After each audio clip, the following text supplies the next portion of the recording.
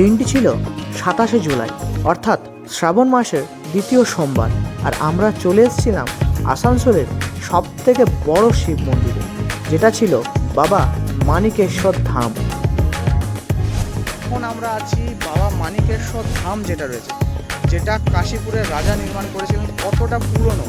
আর এটা রয়েছে ঠিক দামোদর নদের তীরে। আর এই দামোদর নদ থেকে জল নিয়ে ভক্তরা যায় এই বাবা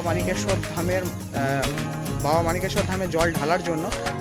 শুধু শ্রাবণ মাস বলে নয়, বছরে প্রত্যেকটা দিনই শহরের দূর দূরান্ত থেকে মানুষ এসে উপস্থিত হয় এই বাবা মানিকেশ্বর ধামে। কারণ এখানে শুধু মনস্কামনা নয়, এক অদ্ভুত শান্তিরও প্রাপ্তি হয়। এই হচ্ছে মানিকেশ্বর ধামের ভেতরের প্লেস, আর এই হচ্ছে বাবার মেন মন্দির। আর এই মন্দির হচ্ছে কয়েকশো বছরের পুরনো। এই গর্ভগৃহের মধ্যে রয়েছে বাবা মানিকেশ্বর ধামের যে পাতালপুর শিবলিঙ্গ, সেই শিবলিঙ্গ। এই হচ্ছে সেই বাবা মানিকেশ্বর ধামের মন্দির। এই বাবা মানিকেশ্বর ধাম তৈরি করেছিলেন কাশীপুরের রাজা।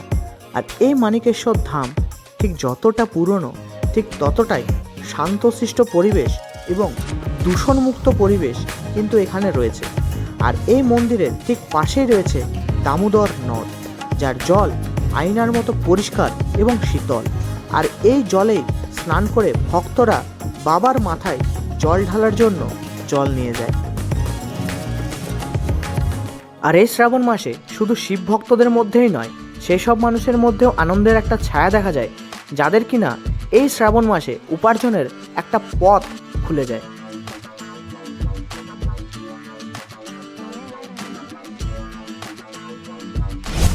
তো ফ্রেন্ডস, দেখো, এই হচ্ছে বাবার আরেক মন্দির, পঞ্চমুখী শিব মন্দির। আর মন্দির দেখেই বুঝতে পারছো এটা কতটা পুরনো একটা প্লেস। খুবই ঐতিহ্য এবং একটা ধাম, বাবা মানিকেশ্বর ধাম।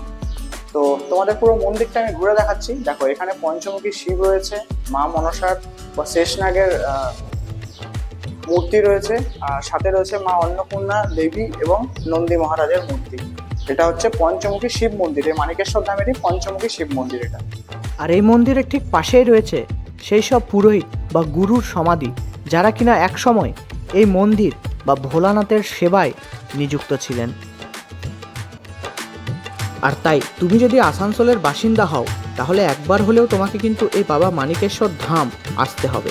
আর এই শ্রাবণ মাসে প্রতি সোমবার কয়েক ভক্তই আছেন যারা ভান্ডারা প্রদান করেন। আর এই ভান্ডারায় প্রচুর ভক্তবৃন্দ আসেন যারা ভোগ প্রসাদ গ্রহণ করেন।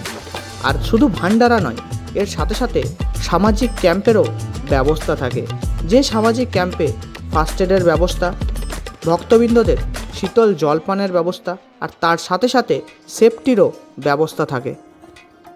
আর ইনিই হচ্ছেন আমাদের বাবা মানিকেশ্বর, যিনি কিনা সকল ভক্তের মনস্কামনা পূরণ করেন।